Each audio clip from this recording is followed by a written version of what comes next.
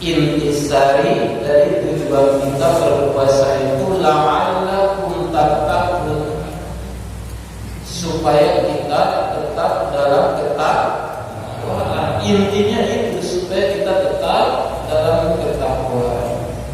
Para mufassirin mengatakan takwa itu diambil dari 3 huruf itu ya, ta, to, dan waw. Ta, to, waw. Ta itu artinya tujuannya yaitu tarkul ma'ash, meninggalkan dosa. Yang kedua apa hurufnya itu? Qaf. Qaf itu artinya qana'ah. Qana'ah maksudnya ar-ridho bi ismatillahi, ridho atas pembagian dari Allah. Yang ketiga apa itu? Wow, ya. Wow itu hati-hati. Hati-hati dalam berucap, hati-hati dalam berkata.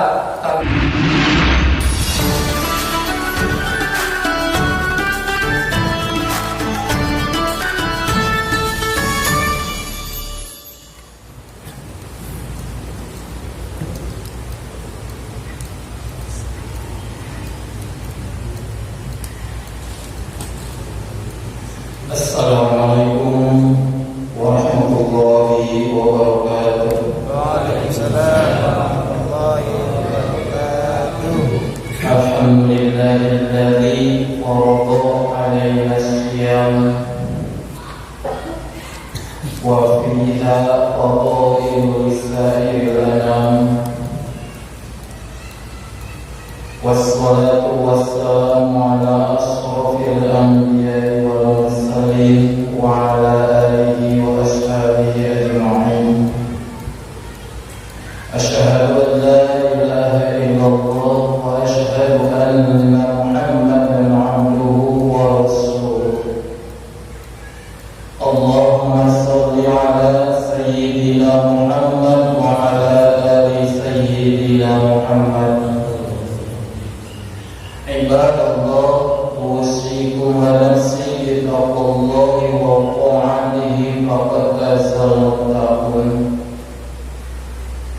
Qala al-mu'allif rahimahullah wa nafa'ana bi'ulumihi wa natawassalu bin naf'i ulumi jami'i asatidhi. Allahumma 'allimni wa 'allimna kama 'allamtahum. Min 'alamati i'timadi 'ala al-'amal musalul raja inda usul zalali.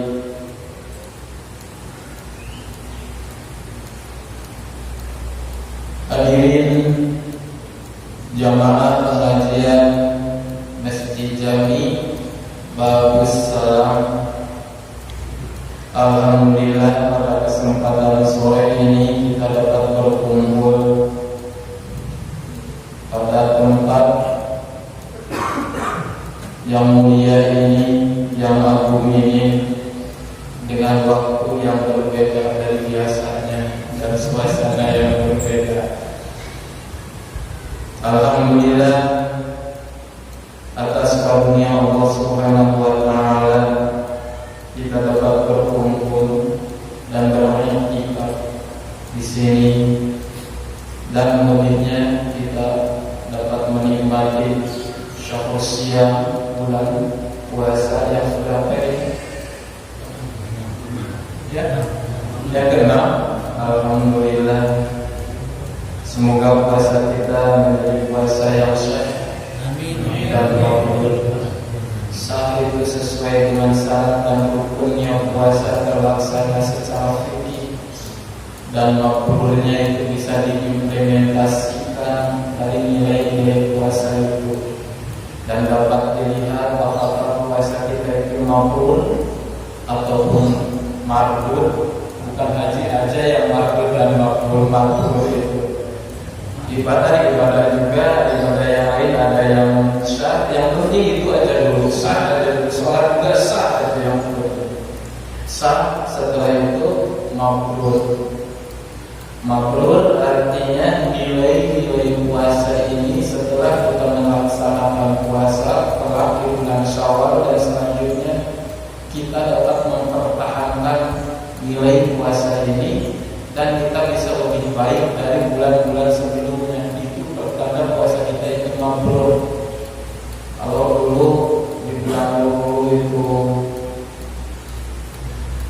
jarang-jarang masih belum malas-malasan gitu. Nanti bulan Syawal ternyata lebih eksis dan lebih baik, lebih bagus, itu tandanya mabrur. Di bulan sebelumnya duha itu hanya 2 rakaat, nanti setelah Syawal menjadi 8 rakaat, itu tandanya mabrur itu. Dan di bulan ini, di bulan puasa ini, kita alhamdulillah nunggu istri menganak nasi, memasak nasi, kita tahajud alhamdulillah. Istri memasak nasi, kita tahajud dan dilanjutkan di bulan Syawal. Nah itu tandanya apa? Mabrur. Tadarusnya sekarang udah berapa juz ini? Ya, 6 hari, berarti minimal 6 juz ya. Oh, ngomong saya tidak kasih saya. Ya. Agak curiga saya ini. Saya sampai jam 10 kan? Udah nyampe 10. Oke, saya husnudzon aja. Ya Allah, semoga Allah memaafkan kebohongannya. Mabrur itu kalau sehari dapat 1 juz, nanti di bulan Syawal setiap hari 1 juta minimal. Itu tandanya mabrur. Karena puasa itu intinya puasa itu kutiba alaikumusyyam kama kutiba ala alladziina min qablikum la'allakum tattaqun. Intisari dari tujuan kita berpuasa itu la'allakum tattaqun, supaya kita tetap dalam ketakwaan. Intinya itu, supaya kita tetap dalam ketakwaan. Para mufassirin mengatakan takwa itu diambil dari 3 huruf itu ya, ta, o, dan waw. Ta, o, waw. Ta itu artinya tujuannya yaitu tarkul ma'ash, meninggalkan dosa, meninggalkan segala sesuatu yang mengakibatkan kita terjerumus kepada hal-hal yang dosa. Itu tarkul ma'ash.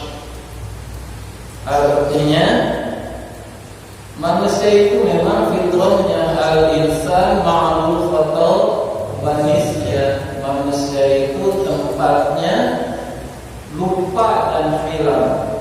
Tapi bukan berarti kita harus terlena dan mesti terlena karena sudah fitrah manusia dalam dosa, dalam khilaf. Bukan. Manakala kita terpleset, manakala kita salah, manakala kita melakukan suatu kekhilafan, segera kembali kepada jalan yang lurus, tarkul ma'ash. Gitu. Ya, dosa kita wajar sering yang kita lakukan tak terasa. Ya, segera bertaubat. Apabila kita melakukan kesalahan kepada seseorang, segera meminta maaf. Apabila kita melakukan kesalahan kepada orang yang sudah meninggal, kita bersedekah untuknya. Itu cara minta maaf kepada orang yang sudah meninggal. Bukan kita pergi ke kuburannya, ke makamnya, lalu kita meminta maaf, mohon maaf atas semua kekhilafan dan dosa selama ini, Pak. Ini ya, bulan-bulan suci Ramadan seperti ini biasanya ingat ke kuburan ini. Baik ke makam ibu, ke makam bapak, ke makam saudara. Di situ kita meminta-minta, mohon maaf, doakan kami, maafkan kami atas kekhilafan saya dulu ketika kita bersama-sama. Sekarang ibu, bapak, saudara sudah ada di alam barzakh dan saya masih ada di sini. Doakan supaya kami ini sukses, berhasil, dan mohon maaf atas semua kekhilafan. Musyrik itu. Ada nggak yang begitu? Hati-hati. Kita meminta, kita memohon kepada orang yang sudah meninggal, itu musyrik, nggak boleh. Kalau kita merasa hilaf dan kita memiliki kehilafan, kesalahan, caranya adalah bersedekah untuknya, bertasbih, bertahlil, membaca hadiah untuknya. Itu cara meminta maaf, bukan meminta maaf mohon maaf. Ada nggak boleh itu. Bersedekah, ya Allah, ini aku punya ATM tak bertitik, tak bertitik, mampet banget ini, saya ini merasa bersalah dan berdosa kepada almarhum, dan saya akan infakkan kebaikannya, mitul tawabnya untuk almarhum. Itu cara menembus dosa kepada orang yang sudah meninggal. Ya, itu caranya. Itu tarkul ma'ash, tinggalkan kesalahan, tinggalkan dosa. Kita ini sering hilaf, kita ini kadang berdosa. Nah, segera tinggalkan dan bertaubat, meminta maaf kepada Allah Subhanahu wa taala dan lakukan apa yang lebih baik lagi. Yang kedua, apa hukumnya itu? Qab itu artinya qana'ah. Qana'ah maksudnya ar-ridha bi ismatillah, ridha atas pembagian dari Allah. Semuanya punya jatah dalam kehidupan ini, semuanya sudah jelas rizkinya, dan rizki itu tidak akan tertukar. Dan apabila kita sudah habis rizki kita, habislah nyawa ini dan dicabutlah, berpisahlah ruh dan jasad, itu tandanya habis rizkinya. Itu qanaah itu, jangan iri, hilangkan rasa hasud, hilangkan rasa dengki, jangan hilangkan iri hati kepada orang lain, karena tidak akan berbagi, tidak akan bertukar rezeki itu. Ya kalau kita udah dijatah oleh Allah, kenapa mesti iri kepada orang milik orang lain? Kita ini sudah punya jatah kehidupan. Kita ini sudah tidak akan tertukar, rezeki kita ini tidak akan tertukar. Manakala rezeki kita sudah habis, ya habislah nyawa kita ini, berpindah alamnya kepada alam barzakh. Loh, kok banyak bos-bos yang meninggal ya? Mobilnya masih banyak, rumahnya bagus, masih bagus dan bertingkat gitu, sawahnya masih luas, bininya masih banyak kok udah meninggal? Itu kan rezekinya. Ingat, ada rezeki, ada milik. Itu beda antara rezeki dan milik. Kalau milik itu apa yang ada dalam kepemilikan kita, dalam atas nama kita, itu mobil, itu sawah, itu rumah, itu istri, itu milik namanya.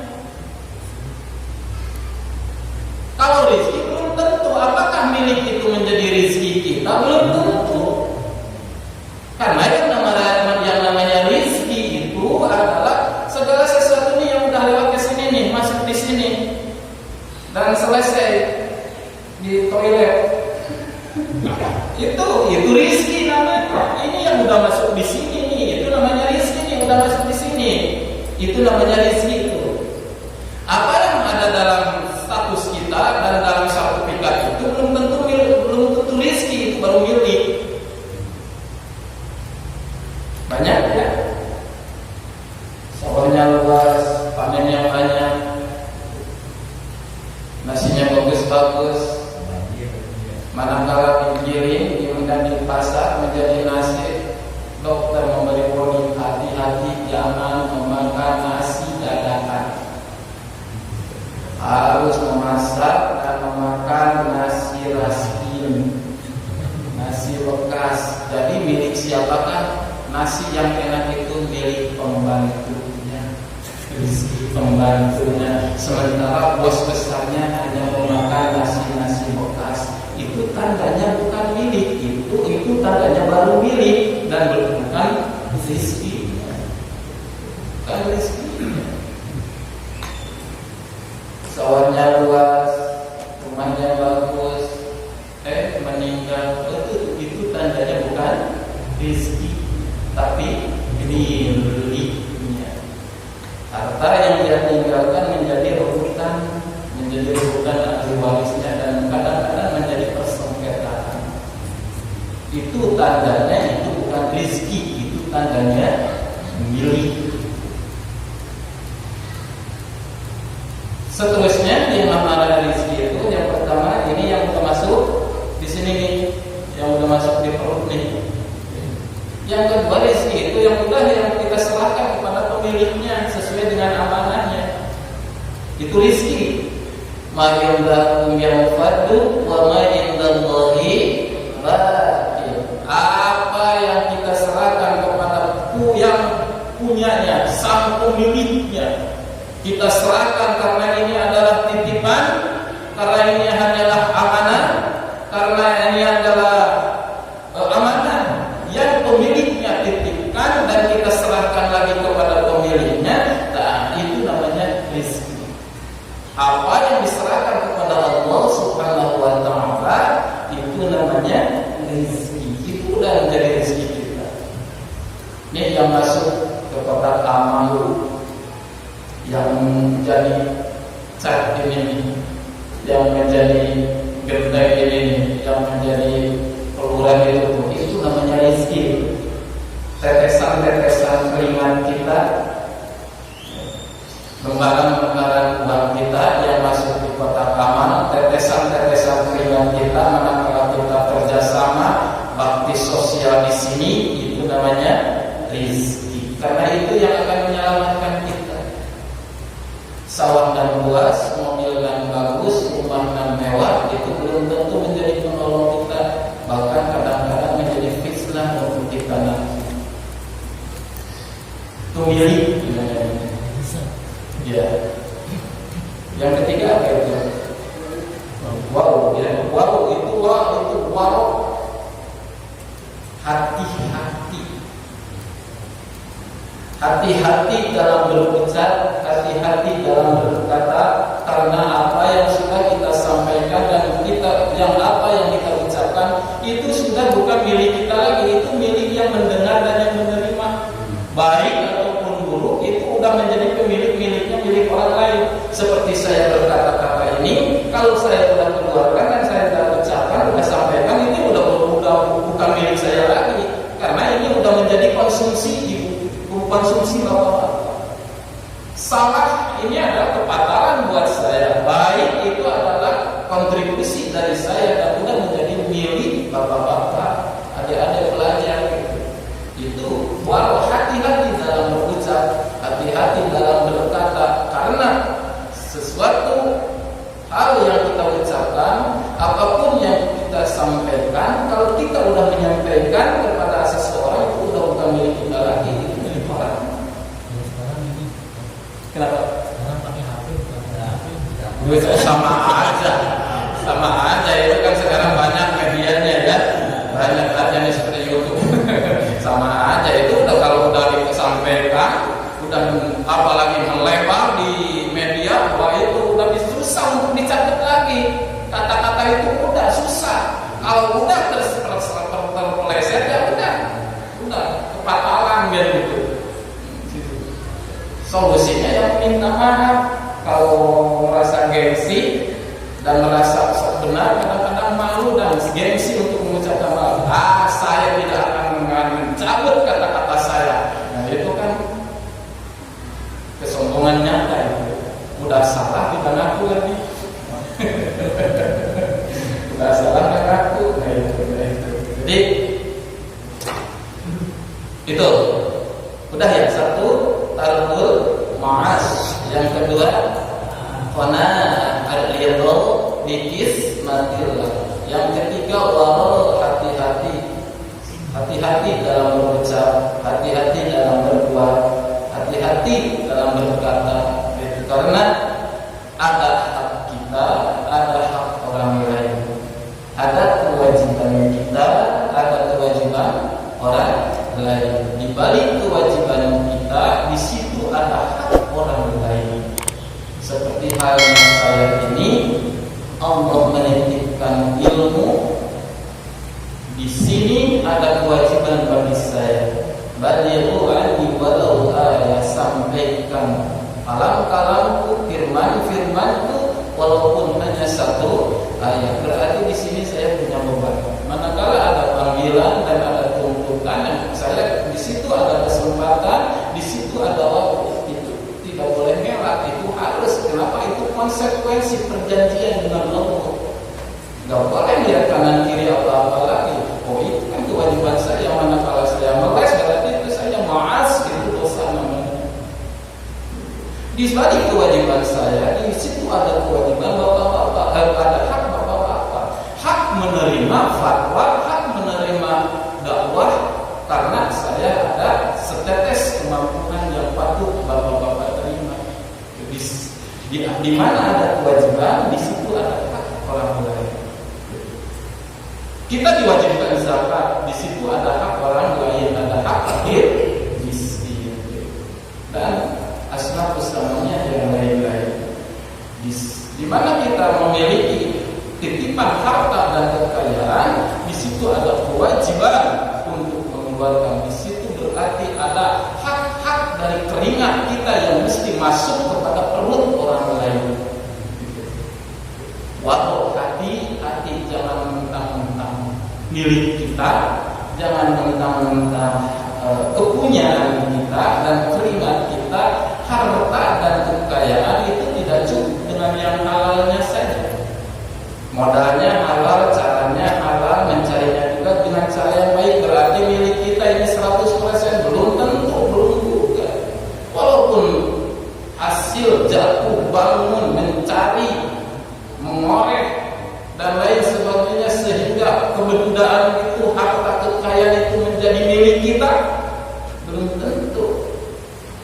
Hak-hak kita juga itu ada hak orang lain. 2,5%-nya milik orang lain, 10%-nya milik orang lain, 5%-nya milik orang lain.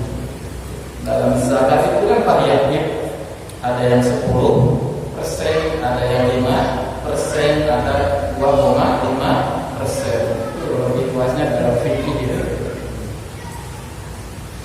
Baik, ngaji itu sampai jam berapa ini? Harus jelas dulu ini, harus jelas ini. Ya? 1 jam setengah. Ya. Saya telah bapak-bapak ya enak. Ya, aneh kan? Kalau dibilang iri, ya iri itu kan pahalanya sama, itikafnya bareng-bareng, yang capek-capeknya beda ini. Itikafnya bareng-bareng di sini, pahalanya sama-sama tolakul ilm ini. Tapi beda ini kerja. Gak apa-apa ya. Tarkul ma'as itu intisari, tujuannya dilaksanakannya melaksanakan puasa di bulan Ramadan. Itu tujuannya itu supaya kita menjadi yang lebih baik, tinggalkan hal-hal yang membuat kita terpleset dalam kesalahan dan dosa. Yang kedua, supaya kita ridho atas pembagian dari Allah. Harus ridho. Kalau udah ridho, nyaman, tenang, di situ tidak akan ada kehasudan, iri dengki tidak akan, karena rezeki itu tidak akan tertukar, apapun tidak akan tertukar. Ya itulah rezeki mawar ini. Namanya sama, ya. Kalau namanya sama, tapi keberkahan yang berbeda. Ziyadatul fil khair. Yang namanya kan kita ini mencari rezeki yang berkah ya. Itu. Ingat dalam salam itu, setiap salam assalamualaikum warahmatullahi wabarakatuh. Assalamu, yang pertama assalamu, mencari keselamatan. Pintu selamat itu ada di mana? Pintu assalamu alaikum warahmatullahi wabarakatuh. Assalamu, selamat itu di mana? Wabti ala khotiratika, di antaranya satu. Itu. Yang pertama, menangislah kalau kita ingin selamat. Menangislah atas kesalahan-kesalahan kita. Menangislah. Ya, harus puasa. Kita ini banyak hilaf, kita ini banyak dosa. Disitulah kita bertobat.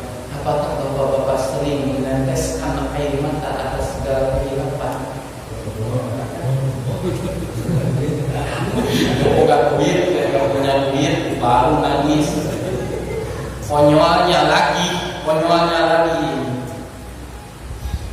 Kadang-kadang bawang satu pun juga ditangisi. Kesalahan segunung tidak ditangisi. Baru aja nyiris bawang satu sudah nangis. Itu konyolnya. Baru dunia sebesar itu sudah nangis. Padahal yang kita harus tangisi itu dosa ini bukan bawang, ini bawang merah. Satu kali ini sudah netesin air mata. Ingat tuh bro. Itu wabki ala khati'atika, nangislah atas segala kehilapan dan dosa-dosa itu. Bangunlah tengah malam. Sekarang ada kesempatan. Nunggu sahur daripada mati-mati istri. Yang mending kita tahajud. Ini udah siang gimana ini? Bangun udah duluan. Udah jangan. Mendinglah bertahajud. Ya.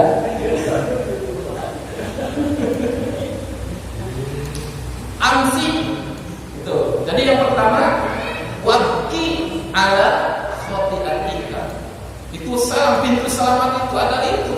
Menangislah atas kesalahan.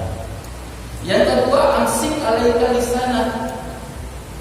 Tutupnya hati-hati. Salamatul insan fi hifdil lisan. Selamatnya manusia dalam menjaga lisannya. Lisan, ini hati-hati ini dengan lisan, dengan ucapan ini. Seperti yang saya sampaikan tadi. Manakala ucapan dan perkataan sudah disampaikan, berarti itu sudah bukan milik kita lagi, tapi milik pendengar, milik yang menerima lagi. Maka manakala kesalahan ucapan-ucapan yang salah itu tidak diterima dengan nyaman, orang lain tersinggung, berarti itu doa-doa dari mereka itu akan kita terima akibatnya.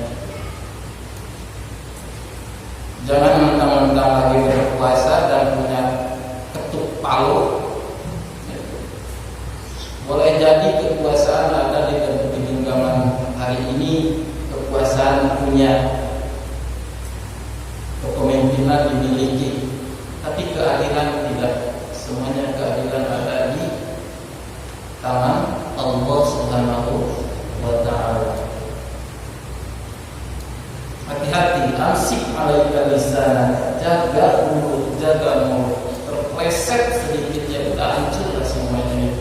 Tarir itu juga akan hancur. Apalagi kalau yang disakiti itu orang-orang yang soleh, orang-orang yang baik, orang-orang yang disayangi oleh Allah Subhanahu wa Ta'ala. Sementara kita menzolimi, sementara kita menyakitinya, malulah kita orang yang disayangi oleh Allah, orang yang dicintai oleh Allah, kita menzoliminya. Na'udzubillah. Mungkin untuk sementara Allah mengantar nafsu-nafsunya mereka, tapi di penghujungnya Allah akan mengirimkan azab bagi orang-orang zalim, dan itu kepastian. Dalam sejarah sering orang-orang baik itu disakiti dan didolimi. Itu udah dalam sejarahnya, udah sering itu terjadi sejak zaman para nabi. Bagaimana Nabi Ibrahim alaihissalam, beliau ini menyampaikan kebenaran, menyampaikan hak, menyampaikan ma'ruf, menyampaikan hak, tapi di situ ada hambatan-hambatan dari penguasa. Nabi Ibrahim alaihissalam pun juga dibakar. Itu konsekuensi penyampaian kebenaran dalam situasi pimpinan pemimpin yang zalim itu seperti itu. Nabi Ibrahim juga dibakar. Siapa lagi? Ya, hampir semuanya para nabi. Nabi Musa alaihissalam dikejar-kejar sampai di penghujung lautan. Nyungsrep sampai nyungsrep di akhir Laut Merah. Dan di situ Nabi Musa habislah semua ikhtiarnya.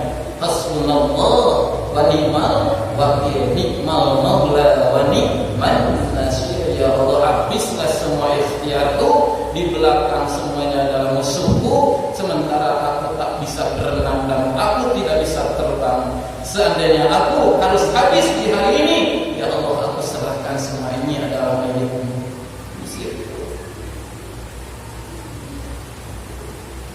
Baru di situ pertolongan Allah datang. Idrib bi'asar, pukullah lautan merah itu dengan tongkat, terbelah. Nabi Yusuf alaihi salam hanya karena menyampaikan kebenaran, menyampaikan yang hak, akhirnya pun beliau pun berakhir dan masuk ke penjara dan dipenjarakan. Dan disitulah Allah mengangkat Nabi, mengangkat Rasul di dalam penjara, manakala dia sedang disakiti, didolimi. Artinya bagi orang-orang yang soleh, bagi orang-orang yang baik, tidak ada tempat yang akan membuatnya dia sakit, tidak akan ada tempat yang membuatnya dia merana. Bagaimanapun juga dan dimanapun juga ditempatkan, manakala Allah telah menakdirkan, disitulah Allah akan mengangkat derajatnya seperti halnya para nabi. Sampai hari ini, sampai saat ini, bagi orang-orang yang soleh tidak akan ada tempat yang membuatnya dia sakit. Insya Allah. Cuma kita harus iri manakala kita tidak bisa mengikuti jejak-jejak orang soleh. Diam aja. Kita harus ambil bagian di orang-orang soleh itu. Harus iri mana, ya? Kita harus iri, tapi kita harus ambil bagian. Sampai mana ini lemparnya barusan ini? Ya. Tak, kok, wal, wau, hati, hati-hati ya. Wal. Di balik kewajiban kita ada hak-hak orang lain. Baik, sampai sini dulu. Ada yang dipertanyakan, santai aja ya. Santai supaya saya juga nggak terlalu capek, ini puasa kan. Jadi selang-selang aja sama pertanyaan, enggak lah gitu. Yang penting nunggu maghrib. Lumayan kan, udah setengah jam ini.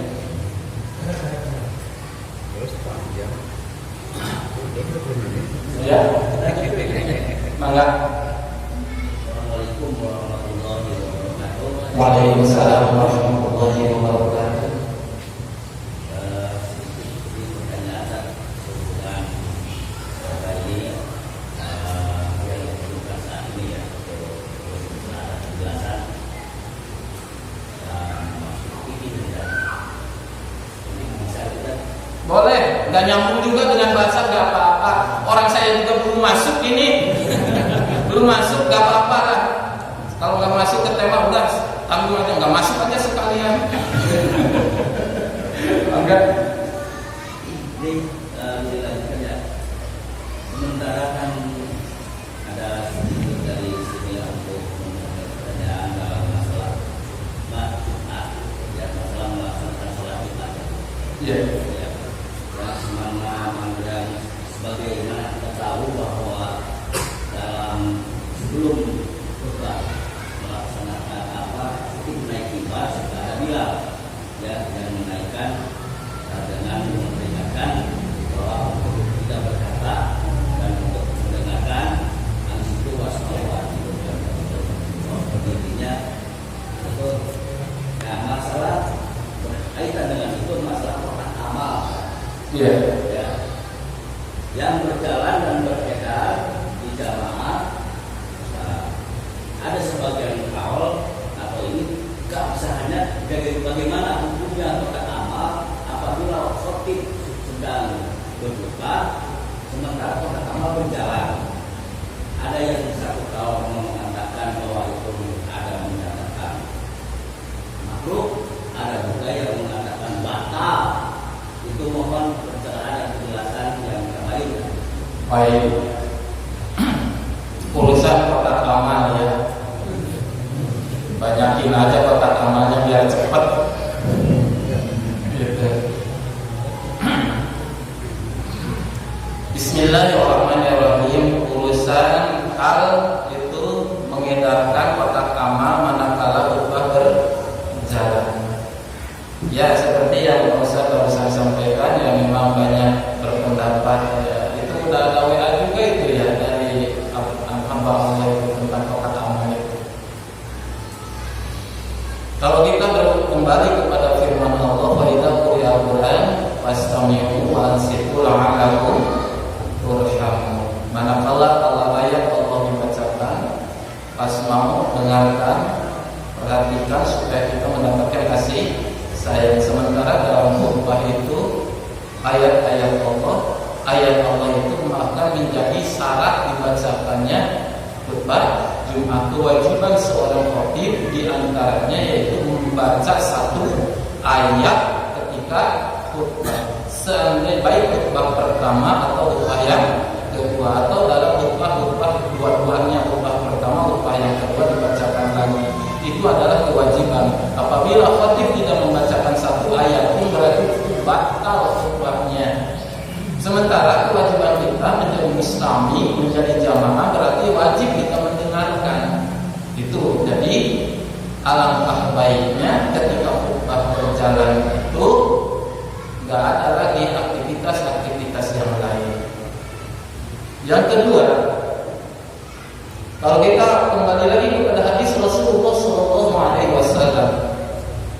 man massal khaswa inda khutbah faqad lahu, barang siapa menyentuh pasir, butiran pasir, menyentuh pasir ketika khutbah berjalan, maka sia-sialah Jumatannya. Dari situ berarti nggak boleh ada kegiatan-kegiatan yang lain, aktivitas yang lain kecuali menyimak, mendengarkan apa yang disampaikan oleh khatib. Artinya gimana? Kalau ada yang menyampaikan makruh, ya ada yang memakruhkan. Apabila ada yang nggak apa-apa, yang penting jangan mengganggu, gitu kan? Yang penting nggak mengganggu. Manakala kotak amal itu ada di depan kita jangan berkata-kata, udah geser aja tanpa harus berisik. Dari beberapa paham itu dan beberapa pendapat itu, gimana kita kembali kepada kaidah usul fikih supaya nyaman. Kita ambil semuanya, kita hormati yang memakruhkan karena itu ada sumber, ada sanadnya. Bahkan yang mengharapkan juga itu dalam ayat yang tadi, al-amru yang apa itu? Yang sorifu ilal wujub. Setiap perintah itu menunjukkan bahwa ayat perintah atau hadis perintah itu menunjukkan bahwa itu harus dilaksanakan.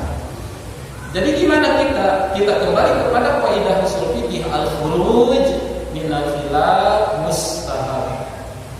Keluar dari perikhtilafan supaya kita tidak keluar, supaya kita tidak ada persengketaan, itu hukumnya sunat. Ambillah itu supaya kita tidak ada keraguan. Ambillah itu, jangan mengedarkan karena beberapa orang seperti itu. Ya tarikkan kesimpulan. Artinya manakala khatib menyampaikan khutbahnya, kita menjadi muslimnya, berarti kita harus mendengarkan, menyimak. Jangan ada kegiatan-kegiatan yang lain tanpa harus bersengketa dengan pandangan-pandangan yang lain. Kita ambil sunnahnya aja, al-khuruj minal khilaf mustahab. Keluar dari perikhtilafan hukumnya sunat. Artinya tidak ada pergerakan, tidak ada aktivitas yang lain. Di situ kita sudah mendapatkan pahala sunatnya. Jadi lebih baik jangan ada kotak amal dan ucapan-ucapan atau kegiatan-kegiatan yang lain, bukan kotak amal saja gitu. Jangan ada kegiatan yang lain di luar mendengarkan, menyimak apa yang disampaikan oleh khatib. Itu hukumnya sunnah, itu sudah mendapat pahalanya double cover, yang wajibnya udah, sunnahnya juga ada karena kita keluar dari yang tadi. Itu lebih baik. Gimana solusinya? Ya segeralah edarkan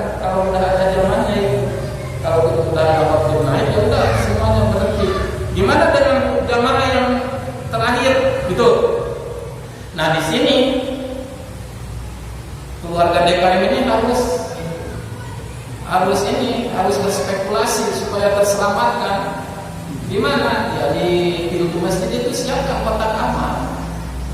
Di pintu itu kanan kiri atau di belakang di depan itu, karena banyak yang ingin menyampaikan memberikan sumbangan tapi tidak sempat. Ya di situ manakala mereka pulang berjamaah, di situ ada persediaan. Itulah kesempatannya.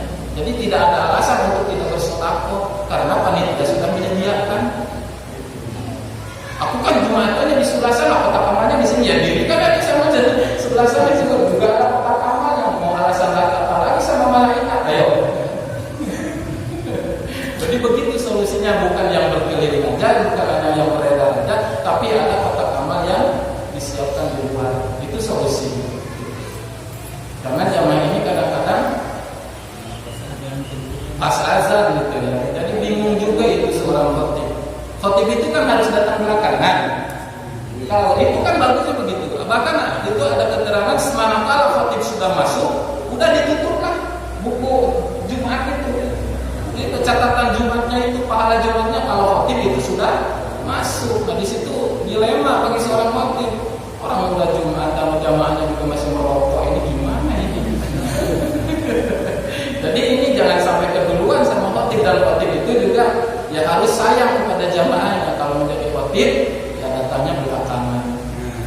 Jadi khotibnya datangnya belakangan. Ya, ini jamaah jangan memvonis, khotibnya juga suka belakangan, bukan. Jangan vonis, memang begitu harusnya. Tapi ketika dia jadi khotib di hari itu, jangan biasanya juga khotib ya udah belakangan aja. Enggak, kalau bukan gilirannya harus tetap aja datang duluan kalau bukan gilirannya gitu. Ustaz Solihin itu jadi alasan itu dengan Solihin, aku kan biasa khotib, itu nanti belakangan. Nggak boleh kalau bukan gilirannya, tetap aja harus datang duluan. Kalau kita lagi giliran di Jumat itu, kita datangnya belakangan, bukan untuk setiap Jumat belakangan gitu. Jangan pakai cari-cari alasan untuk males gitu kan.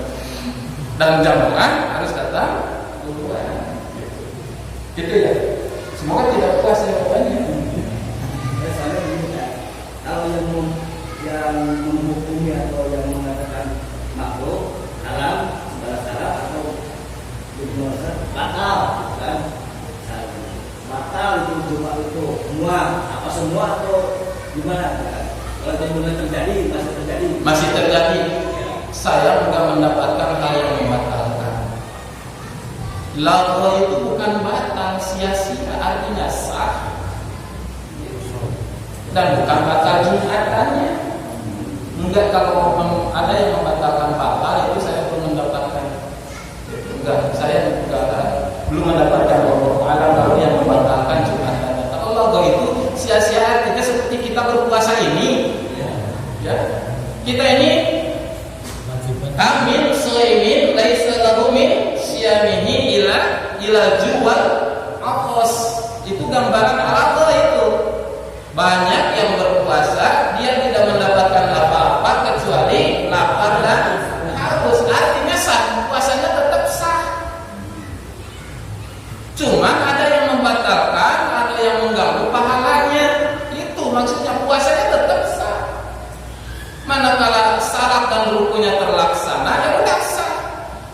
Walaupun secara batin, kalau kita berbicara tasawuf, ada yang membatalkannya. Di situ ada gosip, di situ ada hikdu, mengadu domba, dan di situ ada kebencian. Ya itulah yang membatalkan puasa kita, membatalkan pahalanya. Jumatannya juga demikian, bukan tidak sah Jumatannya. Seperti hanya kita berpuasa ini selama syarat dan rukunnya kita laksanakan, ya tetap sah. Urusannya pahalanya itu. Gitu, saja. Dan kita harus tahu masjid ini manfaatnya apa, ini tujuannya masjid ini.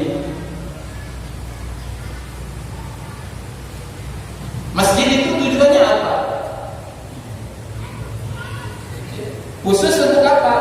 Nah, masjid itu syarat takwa. Nah, untuk menciptakan menciptakan ketakwaan. Dan inti dari takwa itu masjid ini adalah fungsi masjid. Kita harus ingat fungsi.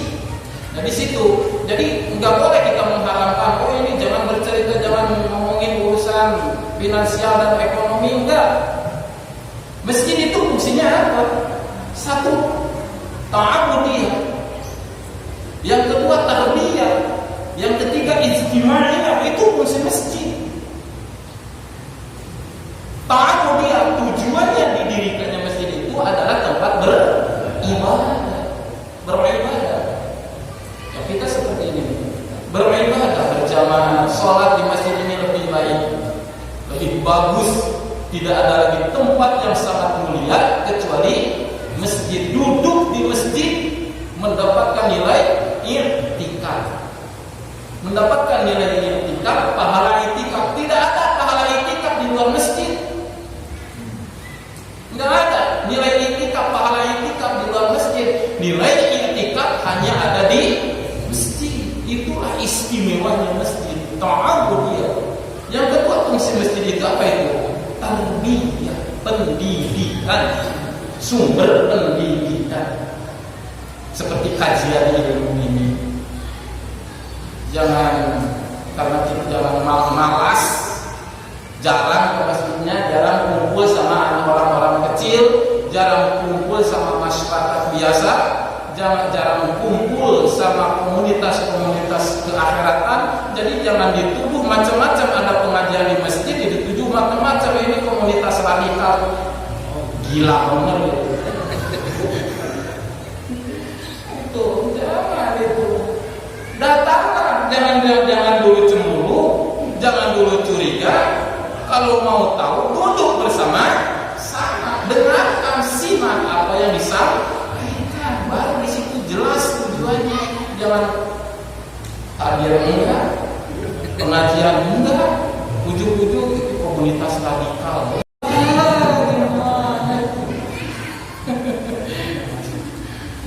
Kacau ini kalau begitu ya. Itu tarbiyah. Masjid itu tempat pendidikan.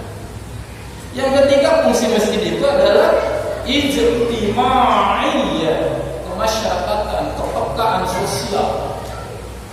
Itu masjid bukan untuk ibadah saja, kepekaan sosial, kepedulian sosial, urusan bermasyarakat bicarakan di masjid. Gimana solusinya supaya lebih baik? Gak apa-apa berbicara tentang kemasyarakatan di masjid, gak apa-apa. Ini tetangga dekat ini jarang kita bicarakan sama DKM, Dewan Kemakmuran Masjid. Bercanda, ini ada tetangga kita ini jarang ke masjid, kenapa? Ya, jangan dulu semua kalau koreksi. Oh, jangan-jangan dia nggak punya pakaian, jangan-jangan dia nggak punya sarung, jangan-jangan dia nggak punya kopiah, jangan-jangan dia nggak sempat memasak. Dan di situ bicarakan gimana solusinya supaya dia memiliki sarung. Ya, itu istimewa, kepentingan. Kemana ya si A ini nggak datang? Tengok, tanyain kepada tetangga-tetangganya, jangan-jangan dia sakit. Lalu gimana solusinya? Loh, kita kan punya kotak amal, kenapa tidak? Sumbangkan, bantu. Itu. Jadi kita jangan ego, jangan merasa penatik. Sementara kepada kepekaan sosialnya kita pura ini salah ini. Ini sering kita ini bangga dengan bangunan, ya, dan bangga dengan perubahan-perubahan yang sifatnya fisik. Sementara kita tidak kurang peka dalam kepekaan sosialnya. Itu. Kadang-kadang itu seperti itu ya kita itu. Kadang-kadang seperti itu. Kita harus buka kepekaan sosial. Lingkungan kita ini gimana? Tetangga kita ini gimana? Pecahkan, luruskan di masjid solusi. Jadikanlah orang-orang itu simpati kepada masjid itu. Jadikanlah simpati. Kalau kita ngambil contoh hanya ada satu menurut pengetahuan saya ini, kalau ada satu masjid yang memecahkan ini, itu masjid Jogokarya. Masjid Jogokarya itu sampaikan mampu. Wah, coba ini bagus salam ini. Saya juga ini belum ini. Ya, insya Allah itu.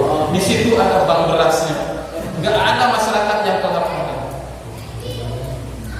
Barang-barang Anda hilang, kami akan ganti. Wah, keren ya. Nggak ada lagi tulisan kami tidak bertanggung jawab atas barang-barang yang hilang. Di balik kalimatnya barang-barang yang hilang akan saya ganti. Keren nggak?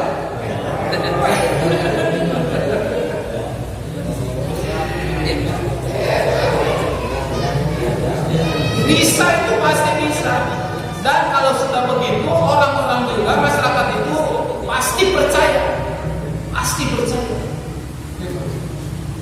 Tidak ada lagi karena enggak gimana lah. Pokoknya saya nyumbang ke DKM, urusan udah di DKM terserah mau dipakai apa. Bukan untuk masjid, silahkan untuk apa saja. Manakala masjid membutuhkan, silahkan saya percayakan untuk masjid, untuk pembangunan agama. Manakala panitia ini kepekaan sosialnya untuk masyarakat, saya percayakan nggak akan iri, nggak akan dengki, dan saya akan cemburu uang saya dipakai nyumbang orang sakit.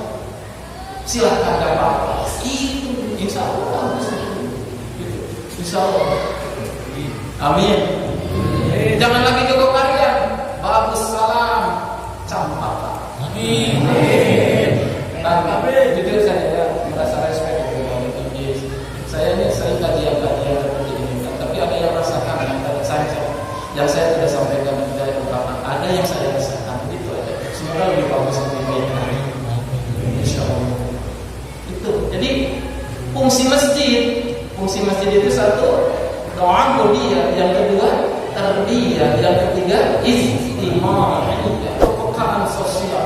Bahkan berbicara politik, selama politiknya politik religi boleh, nggak apa-apa, why not? Piagam Madinah di mana dilahirkan? Siapa yang memproklamirkan? Yang memproklamirkan Piagam Madinah itu baginda Rasulullah Sallallahu Alaihi Wasallam. Kita sebagai umatnya, why not? Piagam Madinah itu politik, dengan catatan politiknya politik religi. Kalau kita berbicara politik praktis di Indonesia, ya jangan di sini macam bicara partai. Jangan, nggak boleh bicara partai di sini, nggak boleh. Kalau sini jamaahnya minggu besok harus pakai baju belum, nggak boleh. Nggak, di sini kalau politik praktis ya saya juga setuju, karena itu lebih identik dengan dunianya, itu sangat identik sekali. Oke, ada yang lain? Mangga. Ada yang lewat dulu. Masih lama, Ustaz.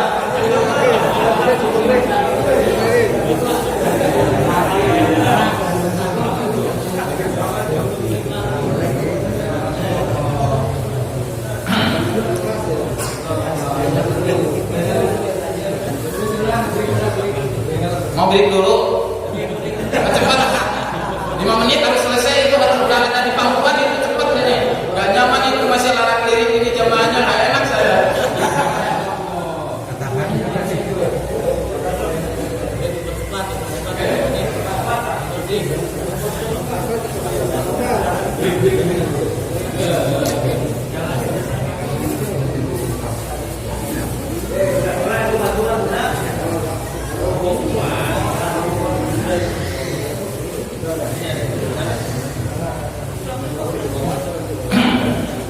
Baik, sambil berjalan ya.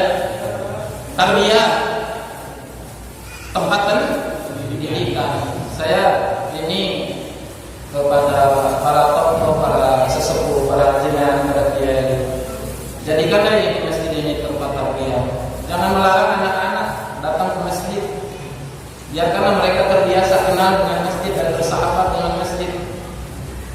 Dulu saya itu waktu di kampung tidur itu di masjid, tahu di bapak-bapak ini, ya tidur itu di masjid, jarang di rumah. Dan subuh itu dibangunin sama marwat itu, kalau sekarang marwat itu dibanjur itu pakai air itu, digayung itu. Jadikanlah sampai sekarang barangkali ini adalah tetesan-tetesan dahulu ya itu. Jadikanlah anak-anak itu kenal dan bersahabat dengan masjid. Apa berisik apa, yang penting kita ngawal aja di mana ini supaya nyaman beribadah. Bawa anak-anak kita, jangan dibiarkan, kawal, berjamaahlah sama kita, jangan dilepas. Memang dalam afdalnya berjamaah itu kan begitu, orang tua, agak tua, anak ada anak perempuan di belakang, ABG-nya anak-anaknya, begitu terus dalam afdalnya berjamaah. Tapi kalau dilakukan seperti itu tidak nyaman berjamaah kita. Di belakang anak-anak berisik, ya panggillah, ajaklah anak kita supaya berdampingan dengan orang tua sholatnya. Itu tarbiyah, itu pendidikan. Jangan malah anak-anak ini main kucing-kucingan di belakang petak umpet macam-macam ya. Solusinya itu lah. Ya memang ada keabsahan yang kurang karena anak-anak ada di depan, nggak apa-apa, pendidikan itu yang kita prioritaskan tarbiyahnya itu. Tarbiyahnya. Ibu-ibu jangan terlalu disebarluaskan dan jangan terlalu dikampanyekan. Memang itu bagus, sholat ibu-ibu itu di mana? Yang paling bagus, yang paling baik ibu-ibu itu sholatnya di mana? Di rumah. Itu ya ta'allaqu bidati ibadah. Hubungannya dengan dati ibadah. Memang buat ibu-ibu itu afdalnya di rumah, afdalnya lagi di kamar, gitu kan? Tapi ada yang lebih afdal lagi, ma yata'allaqu bidatil ibadah. Ada yang lebih bagus lagi, ada yang lebih baik lagi apabila beribadah itu ada tali temali, ada komuni, ada hubungan dengan datiah ibadah. Mana datiah ibadah? Adalah sholat berjamaah. Artinya bagaimana ibu-ibu lebih baik sholat di rumah atau sholat di masjid berjamaah? Lebih baik sholat di masjid berjamaah. Jadi di rumah itu kan gak nyaman kadang-kadang sholatnya, sambil ada dari TV, sambil buka WA itu kan WA itu HP-nya ditaruhnya di sebelah kiri, tidak ada apa yang masuk. Belum kesini lagi udah begini gitu. Itu mah cek anak-anak atau mertua saya kayak gitu. Jadi begitu. Jadi dalam berjamaah itu ada apa itu? Fungsi masjid, kembali lagi kepada fungsi masjid. Fungsi masjid adalah satu tempat ta'abbudiyah, yang kedua tarbiyah, yang ketiga ijtimaiyah. Itu jadikanlah ini masjid itu seperti itu. Insyaallah. Jangan kaku yang di bapak ketua DKM. Jangan kaku kayak kita gimana nih supaya punya bank beras kayak orang. Jangan ada yang minta-minta lagi, ada yang jangan ada ceritanya tetangga sini nggak punya beras, kasih ATM terkali 5 kilo ambil di sini, enak gak? Dengan catatan, dengan syarat dan catatan, dengan catatan kategori itu yang mengurusnya kepada dia, itu yang mengurusnya para sesepuh kategori. Jangan asal-asal kasih dengan kategori. Jadi yang lain itu akan bersimpati. Oh saya tidak berhak, tapi saya berkewajiban untuk mengisi itu, untuk mengisi bank itu. Saya tidak berhak untuk mengambil, tapi saya berkewajiban untuk mengisi. Itu akan isyarat. Lama kasar ya.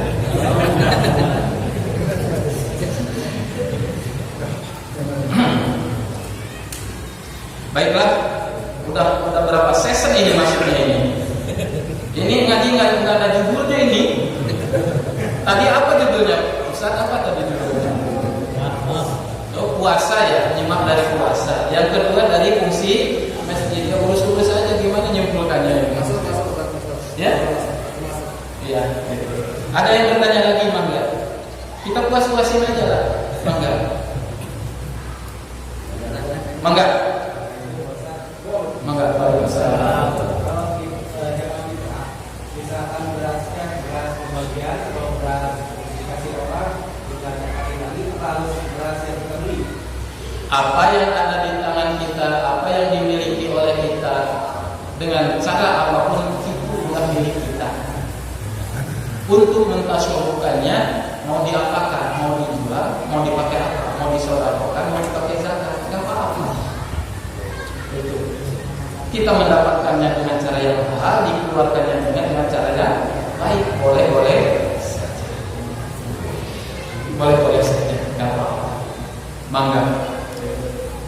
Baiknya ya dari tetesan keringat kita, masa dikasih mertua pakai zakat.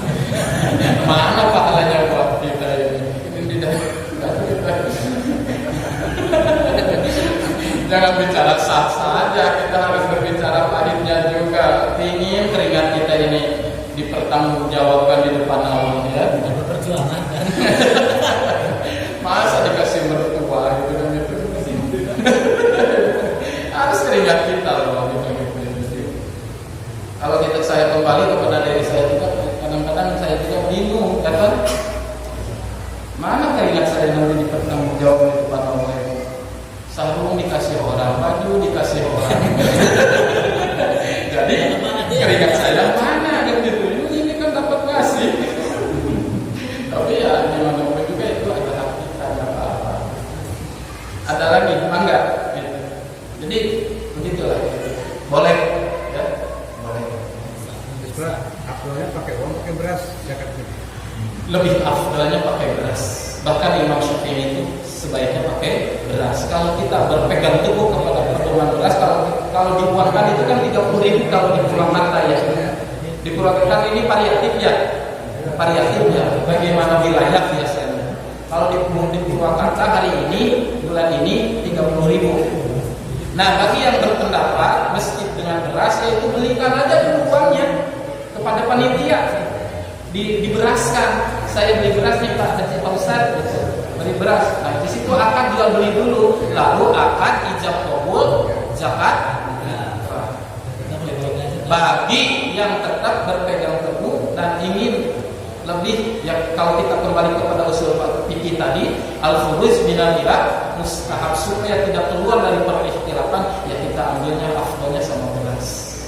Tapi saya juga tidak mengharamkan dan tidak membatalkan bagi yang dengan uang sama-sama, karena hakikat zakat fitrah itu kuatil bilang, ya kuatil bilang, sumber kekuatan di negara itu, di daerah itu. Kalau kita sumber kekuatan untuk kehidupan itu beras, zakat kita itu harus beras. Kalau sumber kekuatannya jagung, kurma, ya zakatnya sama jagung atau sama kurma. Nah, urusan dengan uang ini kuatul bilangnya menyeluruh. Manakala seseorang tidak punya uang, ya itu juga. Jadi uang itu bisa dikatakan kuatul bilang. Nggak berdaya ini malas saja, berapa juga udah uang. Jadi takdir ini nggak punya supirnya, semuanya itu merasa sakit. Tapi ya itu supaya kita lebih afdal lagi, ya beraskan gitu. Gampang kan, panitia udah banyak berasnya. Ya, belanja aja kepada panitia.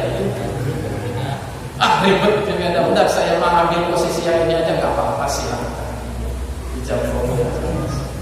Ada lagi enggak? Ya masih ada waktu 15 menit. Ini asli sampai maghrib.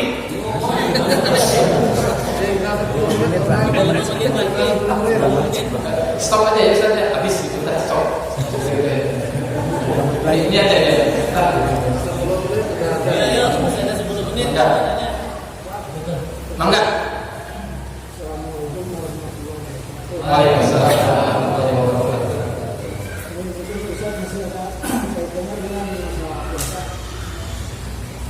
Jadi yang saya tanyakan masalah fidyah. Fidyah. Sementara ini kan orangnya sebetulnya kan di antaranya yang diperbolehkan satu karena usia, yang kedua karena sakit. Nah ini ada ini karena usia. Nah, sementara ini bulan puasanya ada di daerah lain atau domisili di daerah lain. Nah, yang ingin saya tanyakan, karena dia nggak mampu puasa, nggak kuat puasa, fidyah ini dari daerah asal ataupun domisili saatnya gitu. Oke. Ya, Jadi masalah fidyah. fidyah itu dilakukan oleh seseorang yang tidak mungkin melaksanakan berpuasa dan tidak mungkin berpuasa qada. Itu fidyah. Bagi seseorang yang sudah fitun atau sakitnya marid mahok yang tidak diharapkan untuk kesembuhannya, itu fidyah. Fidyah itu ukurannya 1 liter penuh. Kalau di ons 8 ons. Di mana dikeluarkannya, di mana dia tinggal, prioritas.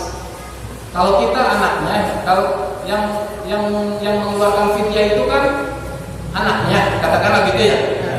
Karena dalam Sunan Taufik dikatakan itu, yajibu 'alal musiri nafaqatu walidayhi al-mu'siraini. Itu dalam Sunan Taufik.